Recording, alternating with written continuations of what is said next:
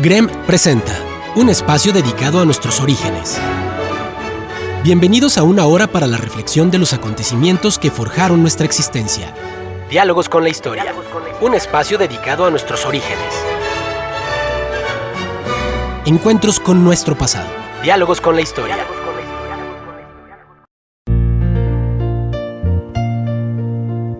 Muy buenos días, estimados amigos del Grupo Radio Estéreo Mairán. Hoy es sábado 25 de febrero de 2023 y es un grato placer darles la más cordial bienvenida esta mañana de historia. Gracias, muchas gracias por la oportunidad de convivir a través de esta pasión. Soy Luis Alberto Vázquez Álvarez. En el siglo XVI, muchos españoles tenían su vista puesta en el Nuevo Mundo, particularmente en la Nueva España. Miguel de Cervantes Saavedra no era ajeno a esta ilusión y en algún momento deseó viajar y hasta quedarse a vivir acá. Sueño no cumplido en la realidad, pero sí presente en su obra inmortal. México presente en el Quijote. Ese es nuestro tema de hoy. Y recuerden, distinguidas damas y caballeros amantes de la historia, que para nosotros escuchar sus opiniones nos enaltece, eleva nuestra calidad humana. Por ello les invitamos a que con toda confianza nos brinden su visión del tema y nos honren con ella. Con mucho agrado damos la más cordial bienvenida a nuestro distinguido invitado. Usted ya lo conoce, él ha estado con nosotros y bueno, pues es un experto en todo esto, es un amante de la literatura cervantina. Juan Antonio García Villa, licenciado en Derecho y en Economía, quien ha sido funcionario y legislador federal, así como diputado local de Coahuila. Además, es columnista de varios medios de comunicación. Buenos días, Luis Alberto. Me da mucho gusto tener la oportunidad nuevamente de platicar contigo, con tu auditorio, sobre este tema de Cervantes y el Quijote. Gracias. Como música de fondo, pues lógicamente vamos a tener en instrumental Sueño Imposible, que además se pega mucho a lo que vamos a platicar. Juan Antonio, nos habías comentado mínimo en una ocasión, si no es que en dos, la posibilidad de que Miguel de Cervantes Saavedra hubiese venido a la Nueva España en algún momento dado. Bueno, él pidió al rey que le hiciera merced por los servicios que había prestado a España, particularmente en la batalla de Lepanto, y toda vez que carecía de medios se le pudiera otorgar como merced algún empleo, ya fuera en el Soconusco, que es actualmente en Chiapas, está en Chiapas, en Cartagena de Indias, o había una corregiduría cerca de La Paz, Bolivia. Plantea incluso las tres posibilidades. Y hasta eso le contestaron, apareció la respuesta, no propiamente la respuesta, sino que la carta, el memorial, digamos, como se decía antes, que Cervantes entregó al rey o dejó para que lo viera el rey. Probablemente el rey nunca lo vio, pero alguno de los secretarios le puso ahí al margen como para que algún escribano redactara la respuesta, diciéndole: busque acá donde se le haga merced. Busque acá donde se le haga merced. Quiere decir, no tenemos interés en que usted sea designado para ir a cualquiera de estos empleos que está solicitando, pero ve aquí a ver dónde se le puede atender, ¿no?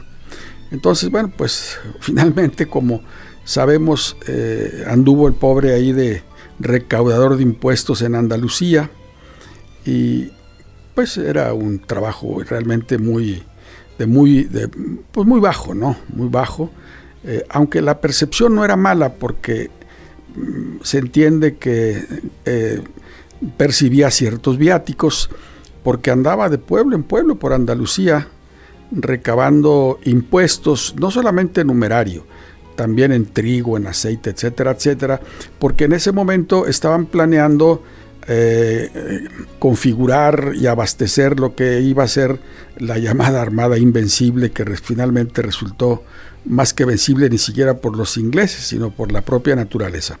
Entonces, Cervantes sí tenía el deseo, el propósito de venir a América, y menciona esas posibilidades, que él mismo pues se enteró de que estaban vacantes esas tres plazas en México, en lo que hoy es Colombia y en Bolivia, pero pues no le atendieron su petición. Y bueno, pues sí, a lo mejor hasta fue bueno, porque... Fíjate que hay muy interesante debate sobre eso. Yo recopilé por ahí de sus biógrafos, yo tengo, no sé, 35 biografías de Cervantes, de todos los tiempos, y hay un debate entre ellos. Obviamente no son un debate frente a frente, pero hay quienes opinan que si hubiera venido Cervantes a América, no habría escrito el Quijote.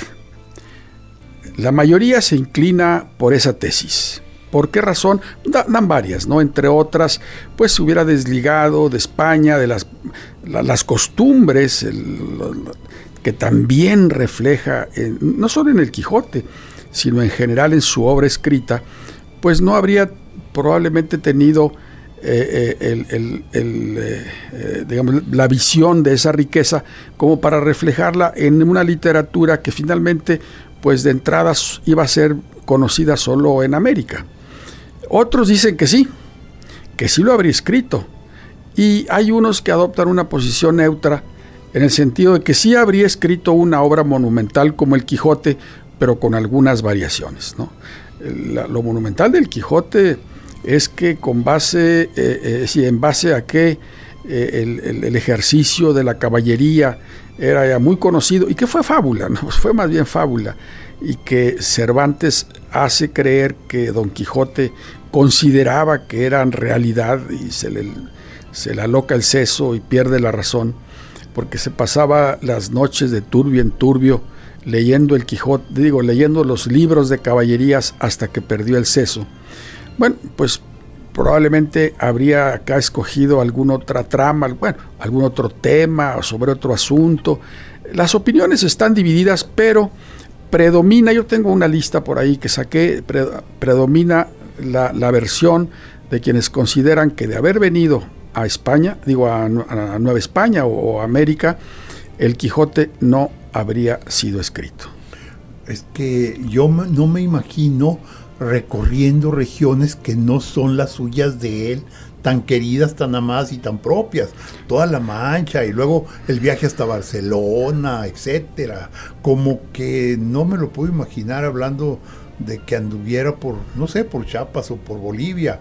No sé qué piensas tú. Sí, es lo que argumentan pues algunos autores, en el sentido de que, pues pierde la inmediatez de la geografía que describe, de las costumbres que él señala, y estando en otro ambiente, pues no solamente geográfico, sino también de costumbres, pues finalmente habían pasado escasamente 80 años en México, 90 años en México de cuando se publicó la primera parte del Quijote, y todavía no estaba, considero, perfectamente bien asentada la nación mexicana. O sea, predominaba probablemente los españoles, la visión de los españoles, las costumbres, las tradiciones de los pueblos originarios, y habría sido, creo yo, muy difícil asimilar en una sola visión esos dos mundos que se encontraron, ¿no? Pero bueno, Cervantes estaba muy al tanto de que era México, o Nueva España, ¿verdad? Y es muy interesante ese tema, no solamente en función de cómo pues era ya universal un autor como él, que tenía la visión del nuevo mundo. Reitero, no había llegado a un siglo el descubrimiento, la conquista de Nueva España o de América, y él ya tenía idea muy completa, como lo vamos a ver, de lo que se trataba, ¿no? O sea que de alguna manera prácticamente su espíritu, sus conocimientos ya estaban acá. Sí, y llama la atención porque, digamos, quienes venían de España a Nueva España y regresaban, pues no es un viaje como ahora, que nos lleva 8, 9 horas y ya está del otro lado. En primer lugar, por Sevilla solo partía una embarcación cada año. O sea, ahorita lo vamos a ver incluso en uno de los pasajes. Entonces, pues probablemente por otros puertos también había salidas a Nueva España o América, pero pues si alguien por alguna razón, digamos, perdía el barco, en Sevilla, pues tenía que esperar otro año para volver. Pero a pesar de eso, digamos, el conocimiento que Cervantes tenía ya de América y específicamente de México, pues era amplio. Sin embargo, hay algunas cuestiones que causan sorpresa. Mira, en toda la obra escrita de Cervantes, en ni una sola ocasión hace mención, por ejemplo, al tomate, que es propio de América. Sí. En ninguna otra versión hace mención de las papas, o como les llaman allá, las patatas. Y el tomate, con el paso del tiempo, me refiero a lo que aquí llamamos tomate, aunque en el Valle de México le llaman jitomate, aunque el origen, digamos, etimológico de la palabra es correcto como lo usamos acá, porque el tomate es tomatl. Entonces no sé por qué en el Valle de México le llaman jitomate, ¿no? Que aquí más bien le dicen a algunas personas jitomate, o lo que comúnmente conocemos como tomatillo, sí, ¿no? Que adereza las salsas. Bien, pues es sorprendente esto, ¿no? De que no hace mención a productos propios de América, sobre todo al maíz. Curiosamente, el maíz pues no era conocido en Europa, y en España, en las primeras décadas posteriores a la conquista, sobre todo de México, hay que tener presente que el maíz es propio de México. El maíz se usaba ya como planta de ornato. ¿Sí? De ornato. No digo que no se los comía, no lo usaran en los alimentos, pero era básicamente para ornato, ¿no? Qué interesante. Y Cervantes es muy descriptivo a veces en la gastronomía. Entonces describe los platillos, etcétera, etcétera. Inclusive, pues ya ves, en el primer capítulo del propio Quijote dice cuál era el menú semanal, sí, de Don Quijote, ¿no?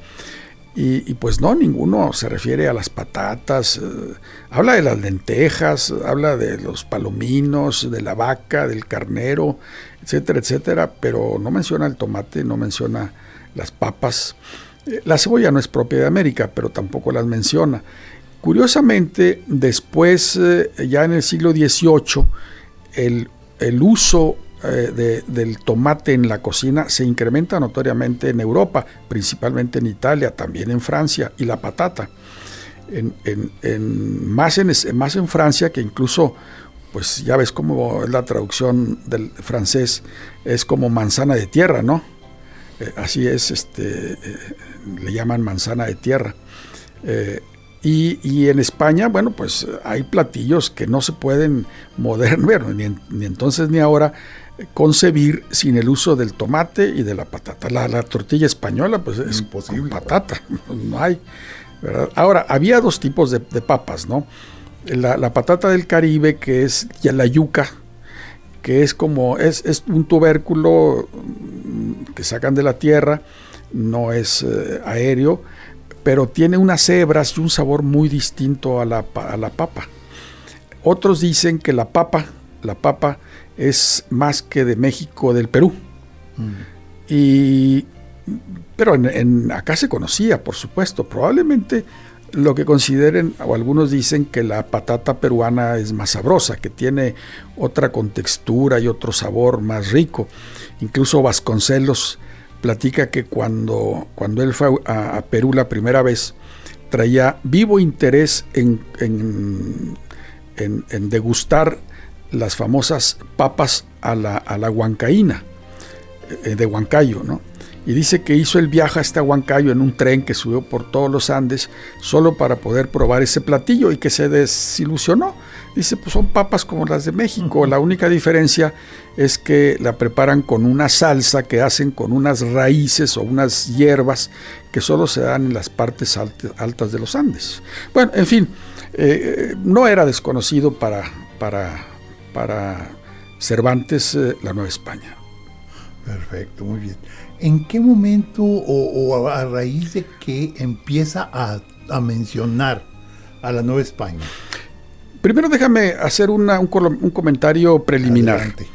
Hubo un académico mexicano que hace 65, 70 años hizo una investigación de toda la obra escrita de Cervantes, y encontró 23 referencias de Cervantes en sus obras a México o a la Nueva España. 23, no estoy diciendo del Quijote, sino en general de toda su obra escrita. Incluso hay una comedia que se llama El Rufián Dichoso, de cuyas 3 partes, 2 se refieren a la trama en México. Y está tomada de un libro de un autor contemporáneo de Cervantes que hacía o que traía múltiples referencias a la vida en Nueva España. Entonces esa obra, El Rufián Dichoso, que vale la pena leer, muy sabrosa, las 2/3 partes de ese libro se refieren a México, concretamente a la Nueva España. Oye, qué excelente. No, yo creo que ni nos imaginábamos nada de eso. Juan Antonio, vamos a hacer una breve pausa y continuamos.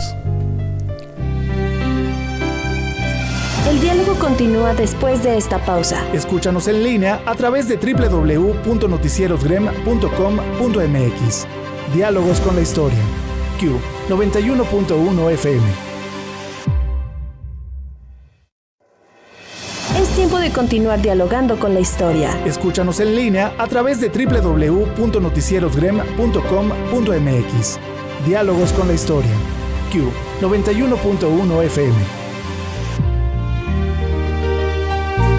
Regresamos a Diálogos con la Historia. Hoy estamos platicando de México presente en el Quijote.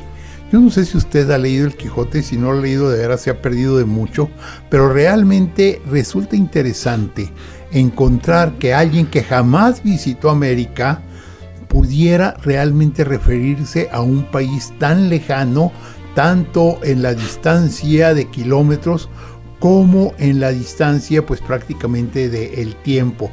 Con nosotros Juan Antonio García Villa. Él es un apasionado de la literatura cervantina, un conocedor profundo de ella. Además es un columnista de varios medios de comunicación, tanto locales como nacionales. Juan Antonio, continuamos platicando de esto que nos comentas acerca de estas referencias que Cervantes hace de la Nueva España, que era el momento en que él estaba, en sus obras y luego particularmente en el Quijote. Sí, cómo no. Te comentaba que Julián Amo, un académico, escribió hace como 70 años un ensayo sobre las menciones que Cervantes trae en toda su obra, y son 23 respecto de cosas o personajes de México, entonces, o de Nueva España, ¿no? La primera referencia a México viene en la que se llama Historia del Capitán Cautivo. Mira, una de las críticas que se le hizo a Cervantes cuando se publicó la primera parte del Quijote es que se desviaba mucho contando historias que aparentemente no venían a cuento. Y una de esas historias es la del Capitán Cautivo, que muchos ven que en realidad es el propio Cervantes reflejándose en esa historia. Alguien que estuvo cautivo en Argel muchos años, que se enamora de él y él se enamora y de una morisca, bueno, de una mora, pues, de una árabe, una argelina de nombre Zoraida, y ese enamoramiento mutuo hace que Soraya le ayude a escapar, que fue algo que ocurrió en el caso de Cervantes, aunque no hubo de por medio una mujer. Llegan a una venta, y en la venta el capitán se llama Ruy Pérez de Viedma, y Ruy Pérez de Viedma tuvo dos hermanos que fueron hijos de un señor muy rico que vivía en las montañas, y en vida el señor les repartió su herencia a cada uno de sus 3 hijos varones, y les dijo: quiero que esto que les reparto, yo me voy a quedar apenas con lo mínimo, para que cada uno de ustedes encuentre su destino. Yo les recomiendo que uno adopte la carrera de las armas, otro adopte la carrera de las letras y otro adopte el negocio o carrera del comercio. Entonces cada quien sale por su rumbo, y el capitán cautivo, Ruy Pérez de Viedma, pues anda en las aventuras, está cautivo en Argel, regresa a España. Han pasado para esto muchísimos años, y su hermano, que es el letrado, diríamos hoy el abogado, viene rumbo bueno, se encuentra en una venta, y cuánto tiempo no habría pasado y cómo habrían cambiado fisonómicamente los dos hermanos, Ruy y Juan Pérez de Viedma, que en un primer encuentro en la venta no se reconocieron, hasta que con apoyo de alguien y por curiosidad se identifican. Y entonces le dice el capitán cautivo, que estuvo cautivo, que llega a España de regreso, que viene con su prometida Zoraida, y que quiere que esté presente cuando acontezca su boda.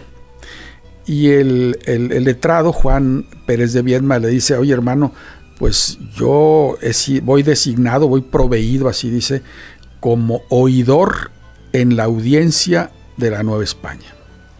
O sea, venía y tengo que tomar la embarcación en Sevilla, y no me daría tiempo a estar presente en tu boda, porque pues este viaje de Sevilla se presenta solamente una vez al año. Entonces, aquí ya estaba Cervantes consciente de que el viaje salía de Sevilla, que iba a la Nueva España, etcétera, etcétera.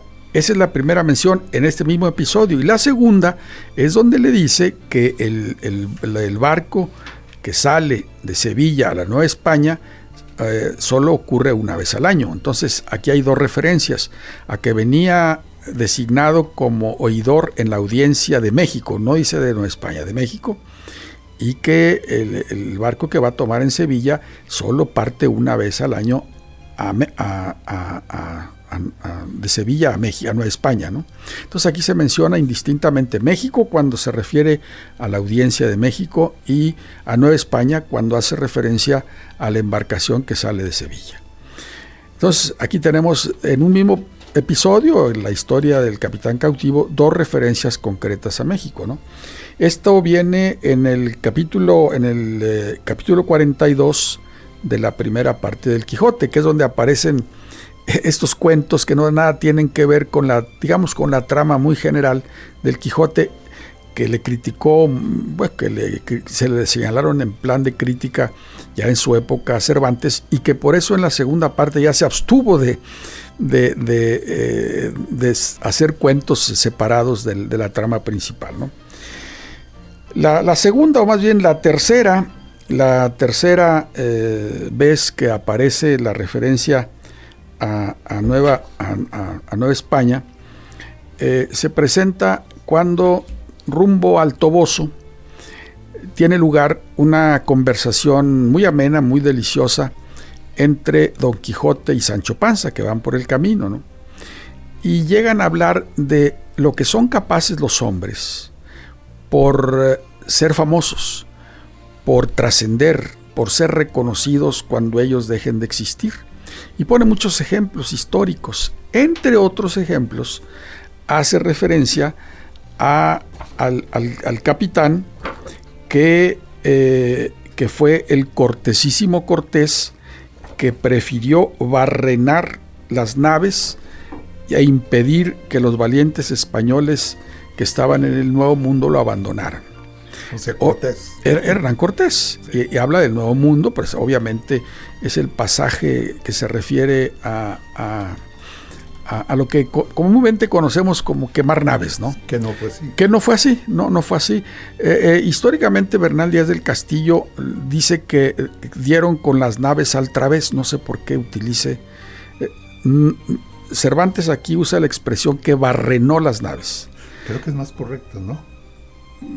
Porque no es destruirlas, simplemente separarlas. De hecho, a mí me gustaría conocer, cuando leí, inclusive recientemente, ahora en 2019, que se cumplieron los 400 años de la llegada de los españoles a Nueva España, volvía a leer después de 50 y tantos años la verdadera historia de la conquista de la Nueva España, y en todas las ocasiones que para ese episodio u otros se hace referencia a destruir o quemar las naves, Bernal Díaz del Castillo dice que dieron con ellas al través, que no entiendo, al través.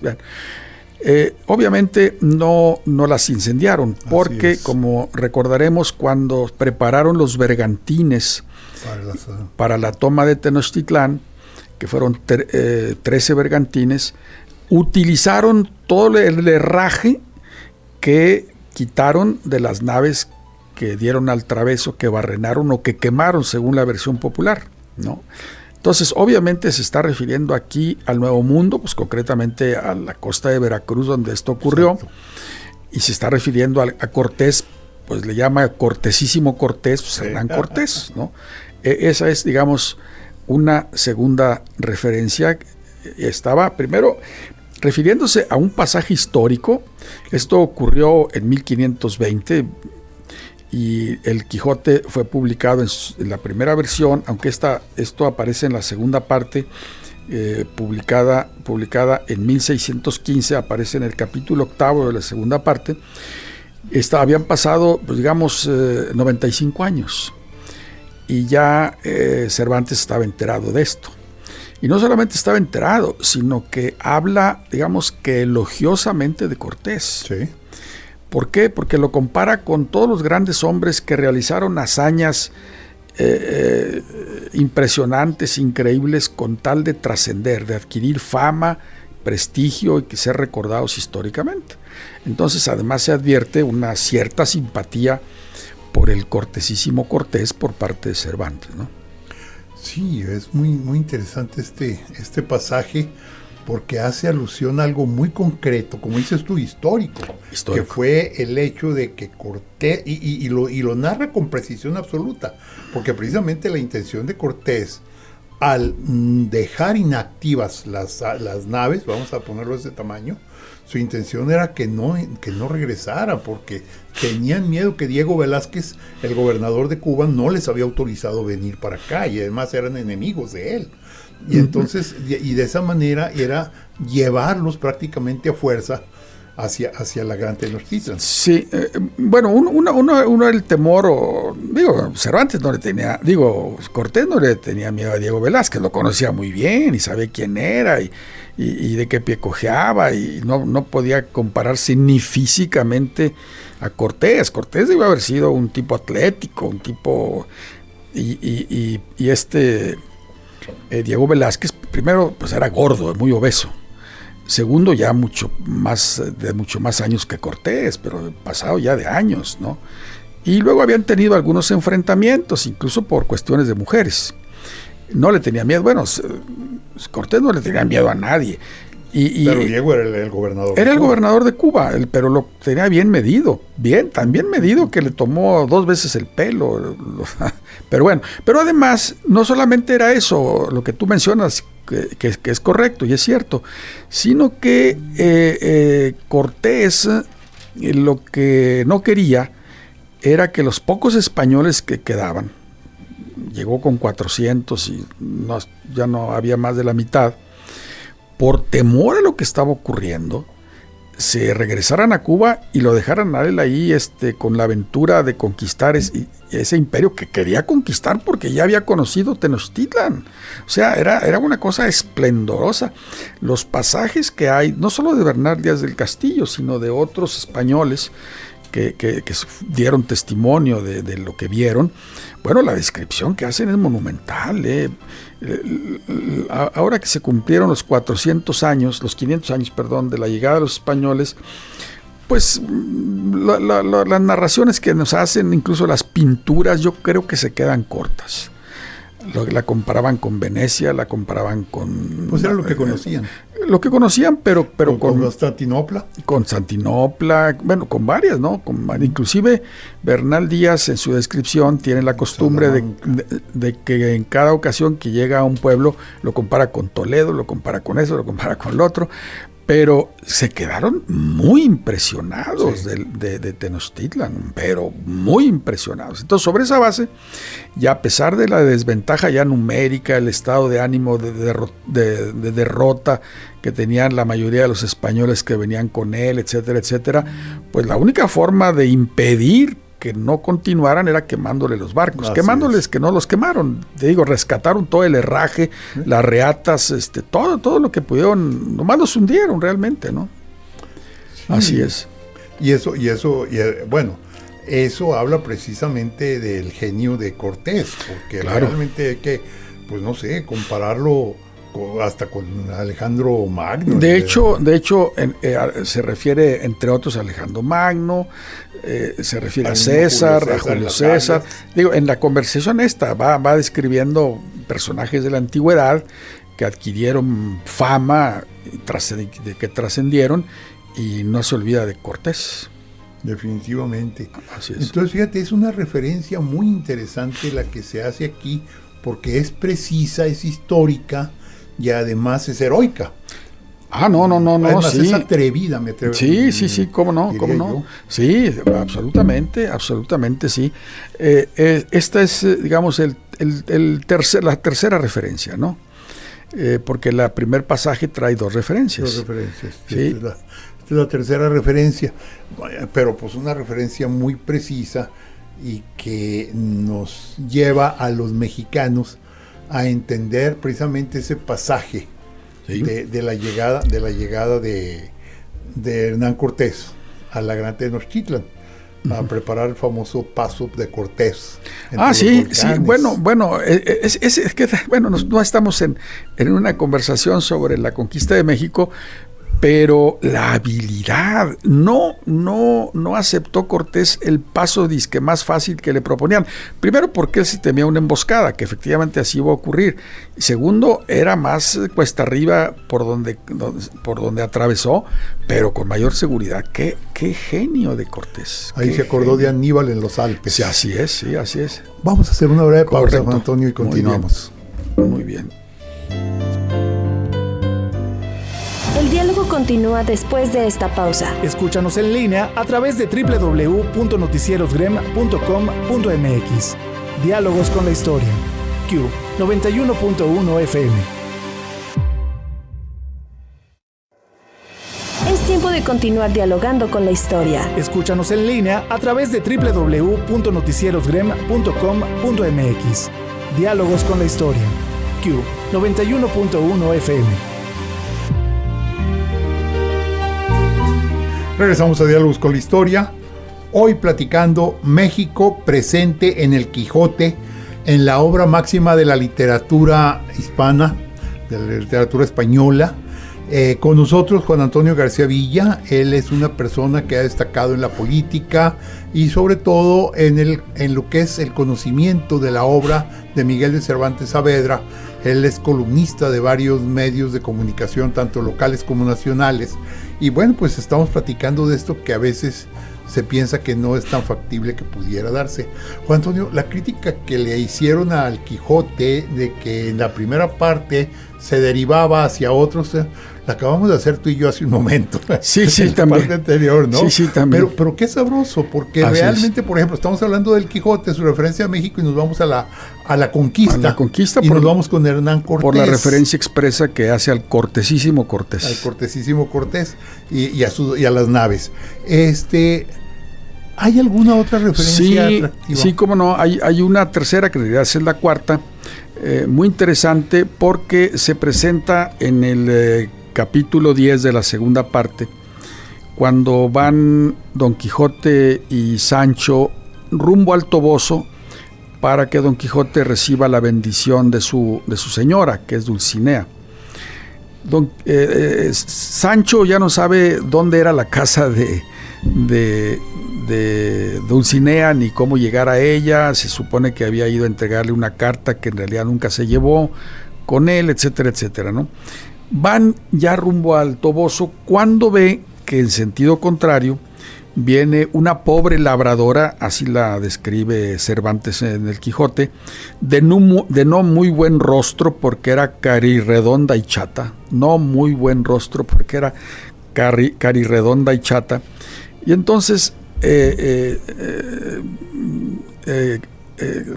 Sancho le quiere hacer una jugarreta para salir del paso y dice: esa que viene ahí es mi señora Dulcinea.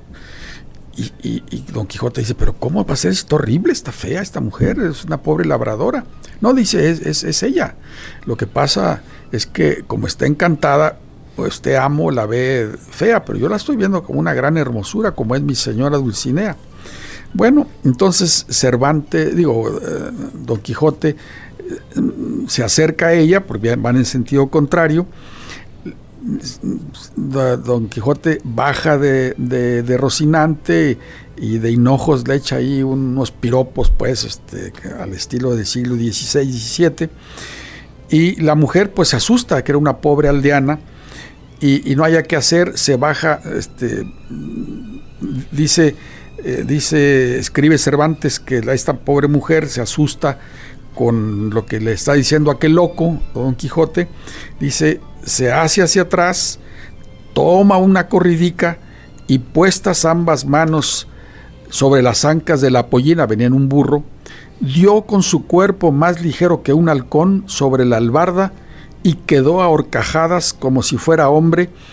Y entonces dijo Sancho, vive Roque, que es la señora nuestra ama más ligera que un halcotón, y que puede enseñar a subir a la jineta al más diestro cordobés o mexicano.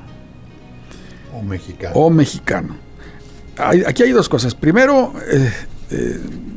esta mujer, pobre labradora, de rostro poco amable, carirredonda y chata, se asusta, entonces viene con su pollino, con su borrico, se echa para atrás y para huir mejor, pues se trepa a horcajadas poniendo ambas manos sobre las ancas del burrico o del borrico y cae muy bien montada, y es cuando dice Sancho, vive Roque, que es la señora nuestra ama más ligera que un halcotán. Un halcotán era como un ave de caza, y que puede enseñar a subir a la jineta al más diestro cordobeso mexicano. Quiere decir que ya cuando se publica esta parte del Quijote, que es la segunda, en 1615, no han transcurrido un siglo de la conquista de México, y ya tenían noticias en España de que los mexicanos, ya no los españoles, ya no los naturales, sino los mexicanos, eran ya para entonces buenos jinetes, como los cordobeses, ¿no? Y lo compara, entonces sube a la jineta como el mejor jinete cordobés o mexicano. Entonces está otra clara referencia que hace Cervantes en el Quijote, señal de que pues ya estaba muy interiorizado de las cosas de Nueva España, ¿no? Yo tengo entendido que en el resto de América, efectivamente, los mexicanos de la colonia se distinguían por ser buenos jinetes. Qué interesante este detalle. Bueno, pues es que el mismo territorio así se prestaba y así lo requerían, inclusive las distancias, los movimientos. Sí, pero sí, claro, obviamente era el medio, pues, de locomoción más utilizado, obviamente en España, y acá en México, cuando los españoles trajeron al venado que corre, como les decían, sí, los indígenas, creían que eran venados grandes que corrían. Bueno, pues sí, pero fueron diestros, bueno, y la charrería, de ahí viene todo eso. Ya ves que le dicen el deporte nacional, ¿no? Claro. O sea, ahora, cuando está hablando en ese momento de mexicano, probablemente se esté refiriendo más que nada a un criollo. Claro, por eso digo, ya no se refería al español, no se refería, bueno, criollo en el sentido de hijo de españoles nacidos, pero también pudo haber sido hijo de español y mexicana, un mestizo. O mestizo, sí, un mestizo. Porque acuérdate que en los primeros años fue un mestizaje arrollador, sí, claro, ¿no? O sea, claro, aquí los españoles y las mexicanas no se anduvieron con medias tintas, ¿no? El mestizaje se produjo, pero masivamente, ¿no? Masivamente. Sí, eso permitió precisamente la conservación de muchos principios y muchas... No, las tradiciones. Muchas tradiciones, todo. Es decir, era difícil pensar que fuera un indígena, porque ellos no usaban animales para montar. No, y si fuera realmente un criollo en sentido estricto, un español, no diría mexicano. Pues sí, porque ya eran los indianos, ¿no? Bueno, en todo caso, criollo, pero un español no. No, un criollo. Era un criollo probablemente. Podía ser un criollo, podía ser un mestizo. Ahora, ya para entonces el criollo podría haber sido de segunda generación. Sí, claro. no de primera, de segunda y quizás hasta de tercera sí. generación. Bueno, el hecho es que ya Cervantes conocía que el mexicano, entendamos, ya había presencia, pero que además era reconocido en España como buen jinete. Qué interesante. ¿No? Así es. Bueno, pues esta es la otra referencia. Y por ahí, en un pasaje que no es un cuento separado, sino propio de la historia, de la fábula, en uno de esos pasajes donde van por el camino Don Quijote y Sancho, ve que vienen en sentido contrario dos. Sancho dice que son 2 rebaños. Don Quijote dice que no son 2 rebaños, son 2 ejércitos que se vienen a enfrentar. Y entonces empieza a mencionar qué caballero andante de la edad de época medieval venía capitaneando a un grupo y cuál era el otro y que se iban a enfrentar y que él iba a poner ahí orden, etcétera, etcétera. Pues las locuras de Don Quijote, ¿no? Y uno de los bandos, que no era bandos, era un rebaño que venía levantando mucho polvo y él cree que son ejércitos, a uno de esos grupos que cree que son un ejército, dice que va encabezado por Timonel de Carcajona. Timonel de Carcajona dice que es príncipe de la Nueva Vizcaya. De la Nueva Vizcaya. De la Nueva Vizcaya. Bueno, ¿y dónde está la Nueva Vizcaya? La Nueva Vizcaya es aquí en la laguna. Sí, claro. Es parte de Coahuila, es todo Durango y es parte de Chihuahua. Entonces, sobre esa base, aunque no se refiere a un hecho propiamente ocurrido en la Nueva Vizcaya, señal también de que Cervantes ya estaba interiorizado de que había una provincia del virreinato denominada como la Nueva Vizcaya. No menciona la Nueva Galicia, no menciona el nuevo reino de León, no, menciona de las provincias de la época virreinal, solo menciona la Nueva Vizcaya. Ahora, fíjate qué interesante, porque la Nueva Vizcaya existía, sí, pero tenía muy pocos años de haberse creado. Sí. Prácticamente se crea a partir de que se funda Durango. Sí. Y en todo caso, parte de la Nueva Vizcaya vendrían a ser los territorios laguneros, sí, que serían lo que hoy conocemos como pues Santa María de las Parras, Mapimí, Cuencamé, San Juan de Castro, que es León Guzmán. Pero esos fueron fundados a fines del siglo XVI, 1598, o sea que sí, estamos hablando de 15, 20 años así es. Claro, y en último caso, pues Parras, digamos, tiene como referencia 1598. Sí. 2 años antes es Concueme o es Cuencamé. Sí. O sea, estamos hablando de que fue en los años previos a la redacción de la primera parte del Quijote, cuando ya Cervantes tenía noción de la Nueva Vizcaya. Ok. ¿No? Y te digo, no menciona ninguna otra región, ni la capitanía de Yucatán, ni nada. Menciona solo y exclusivamente la Nueva Vizcaya. Porque además era más importante la Nueva Galicia. Claro, sí, Guadalajara, y claro. Sí.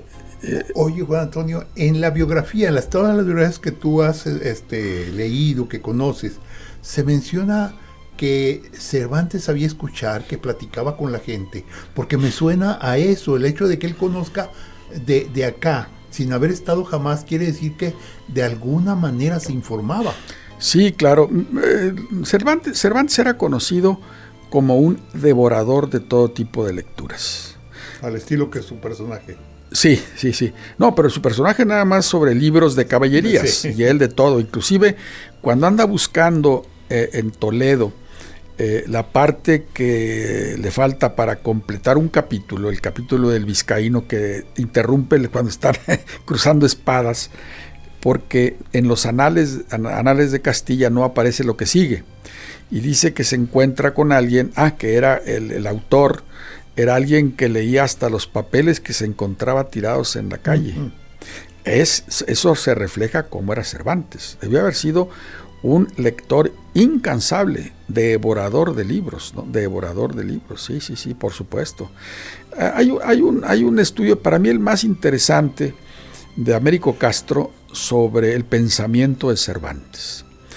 Porque ya comentamos en alguna otra ocasión que los críticos, sobre todo a partir de que se interesan por el análisis serio de la obra de Cervantes, ya bien entrado el siglo XVIII, lo califican de ingenio lego, como diciendo, bueno, es listo, es ingenioso, escribe bien, etcétera, pero no tuvo estudios formales académicos. No los tuvo, pero como si los hubiera tenido, ¿no? Es insuperable, inclusive por gente de su época. Ahora, platicaba, hay una referencia que hace Lope de Vega en una ocasión que fueron invitados, digamos ahora, a una mesa y dice que, bueno, se expresa, describe muy bien López de Vega cómo era Cervantes. Cervantes tenía 16, 17 años más que Lope de Vega, entonces eran como de 2 generaciones, ¿no?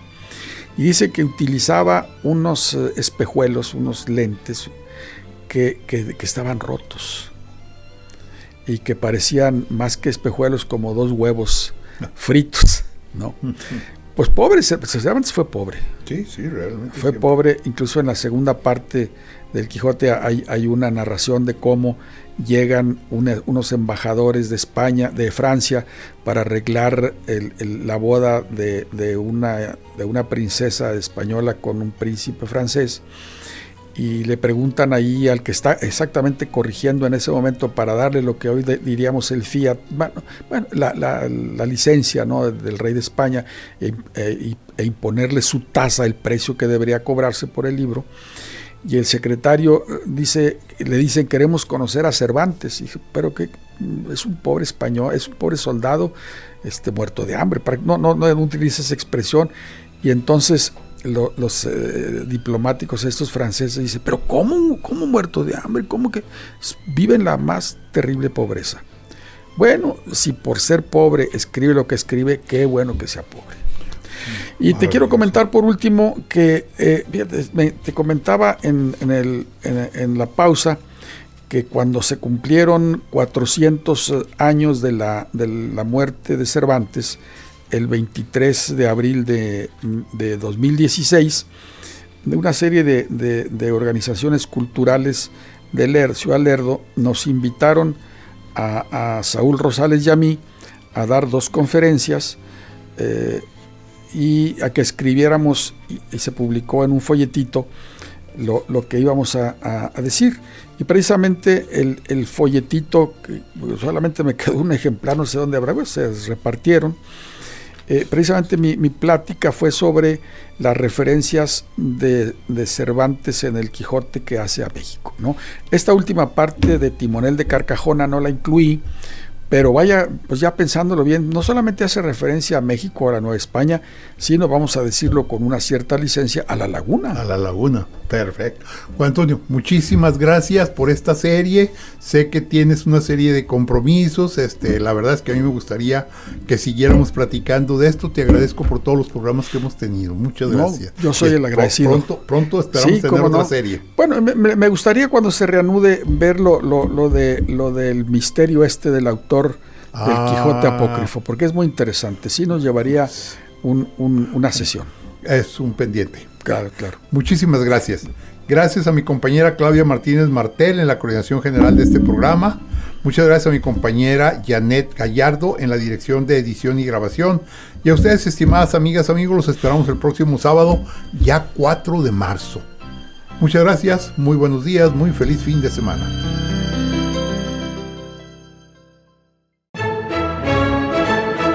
GREN presentó Diálogos con la Historia. La charla concluye por esta semana, pero nuestra raíz es extensa, por lo que te invitamos a debatir el tema en nuestra próxima emisión. Encuentros con nuestro pasado. Diálogos con la Historia.